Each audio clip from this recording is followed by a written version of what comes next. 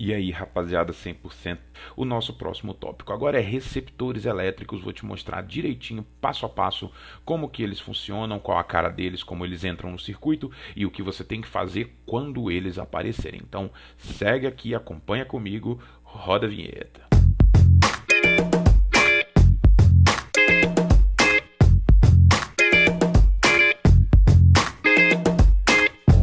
Nosso tema de hoje é receptores elétricos, tá? Que são equipamentos diferentes dos geradores que nós já havíamos conversado. Os geradores são equipamentos que pegam alguma fonte de energia, alguma origem energética, seja luminosa, seja química, seja mecânica, e entregam energia elétrica. Os receptores, por outro lado, são, digamos, os equipamentos que a gente liga na tomada, ou seja, são os equipamentos que recebem energia elétrica e entregam outras formas de energia, como, por exemplo, no caso de uma TV, que entrega luz e som, ou no caso de um ventilador, que entrega movimento de rotação para impulsionar o ar ao redor dele. Enfim, independente da condição ou da forma de energia que for entregue, se o equipamento recebe energia elétrica e entrega outra forma de energia, automaticamente a gente define isso como um equipamento receptor. Ah, professor, e o chuveiro elétrico, então, ele é um receptor? Não, o chuveiro elétrico ele só é capaz de entregar energia térmica. Os receptores têm essa peculiaridade. Eles precisam entregar alguma outra forma de energia que não é elétrica, além de energia térmica, no caso de equipamentos que não forem tratados como equipamentos ideais. Os receptores, eles não podem entregar exclusivamente energia térmica, como que acontece no caso de um chuveiro elétrico ou de uma torneira elétrica. Um secador de cabelo, por outro lado, ele tem tanto o equipamento aquecedor como o ventilador impulsionador do ar. Então ele é um receptor. Ele não entrega exclusivamente energia térmica ao receber energia elétrica. Primeira peculiaridade dos equipamentos receptores é essa. Eles recebem energia elétrica para entregar outra forma de energia que não seja exclusivamente calor.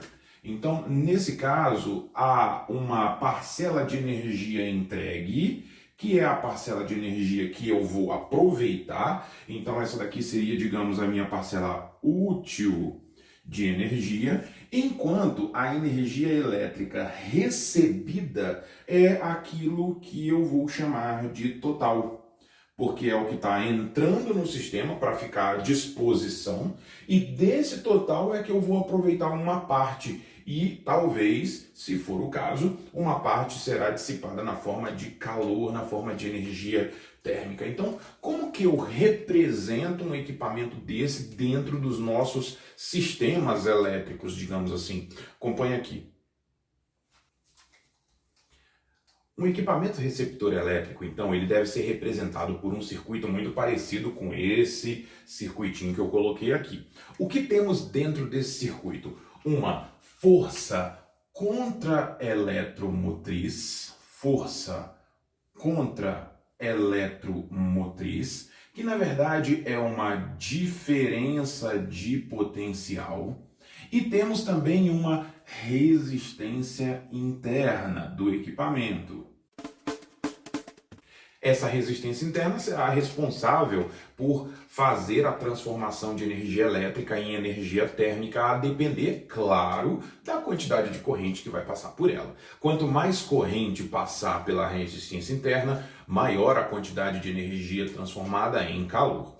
Ah, mas esse desenho, se você lembrar, ele é muito parecido com o desenho do gerador que a gente já havia discutido. A cara do equipamento receptor e a cara do equipamento gerador são muito próximas. Por quê? Porque eles são equipamentos elétricos, trabalham com energia elétrica, entregam ou recebem energia elétrica, a depender do caso. Então, a cara global deles dentro de um circuito tem que ser muito parecida mesmo. Até porque eles vão tratar das mesmas grandezas físicas. Aqui a gente está falando de volt, está falando de ohm, está falando de ampere. Então, a cara global desses equipamentos é muito parecida. Porém, existe uma diferença fundamental entre um equipamento que é gerador e um equipamento que é receptor. Enquanto o gerador entrega energia elétrica, estimula a corrente elétrica pela presença de campo elétrico dentro do circuito, o equipamento receptor, ele recebe esse campo elétrico, ele é estimulado pela passagem de corrente elétrica.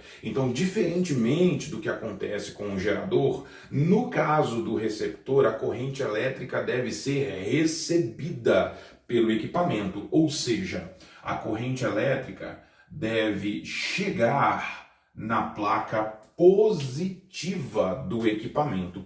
Professor, mas se a corrente elétrica chega pela placa positiva, não vai ser teoricamente mais difícil dela passar por ali? Sim, e é exatamente essa a ideia. No caso da corrente elétrica, quando ela passa pelo equipamento receptor, a ideia é que haja realização de trabalho para que eu entregue trabalho de uma outra forma que não seja elétrica. Isso naturalmente tem que provocar redução do potencial elétrico do sistema. Ou seja, a carga elétrica, depois de passar pelo receptor, ela vai sofrer uma queda na quantidade de energia potencial elétrica transportada por ela.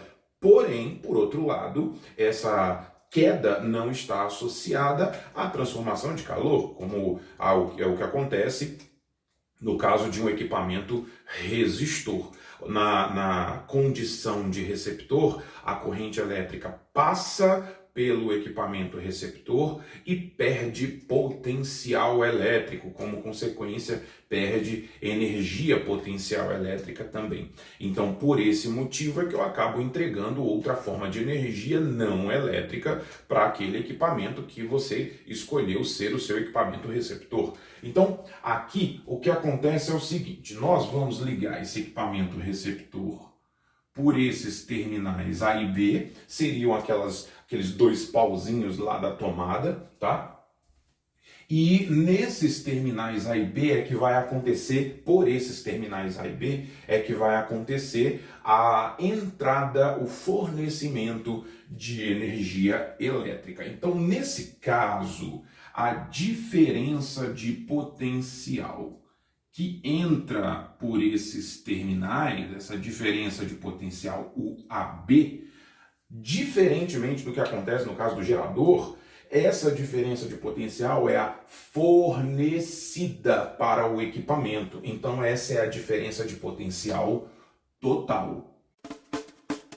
Por outro lado, a diferença de potencial que é aproveitada pelo equipamento para entregar para você algo não elétrico vai ser aquela consumida pelas placas do equipamento. Aqui, onde a gente chamou de força contra-eletromotriz. Então, a força contra-eletromotriz aqui, nesse caso, vai representar a parcela de DDP útil do nosso equipamento gerador. Então, isso aqui representa para mim a parcela de DDP útil do nosso equipamento gerador.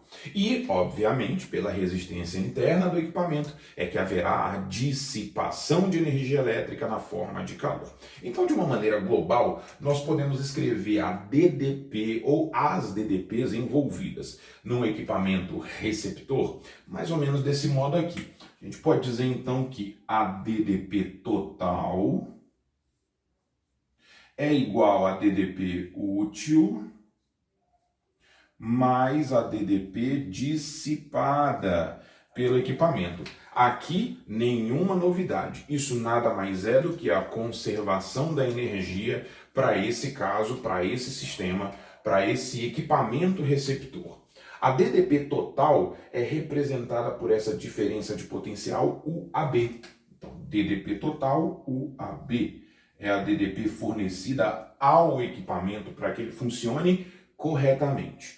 A DDP útil é aquela que vai ser utilizada para entregar algo diferente de energia elétrica. Nesse caso, a própria força contra-eletromotriz representará essa diferença de potencial. E a resistência interna vai ser o elemento por meio do qual eu vou fazer a dissipação de energia. Então, para a corrente elétrica que passa por essa resistência interna, se a corrente que passa por aqui é uma corrente elétrica I, então a DDP dissipada num resistor respeita a primeira lei de Ohm. A gente pode escrever então isso aqui como sendo R vezes I. Nesse caso, R' vezes I, para representar a própria resistência interna desse equipamento receptor.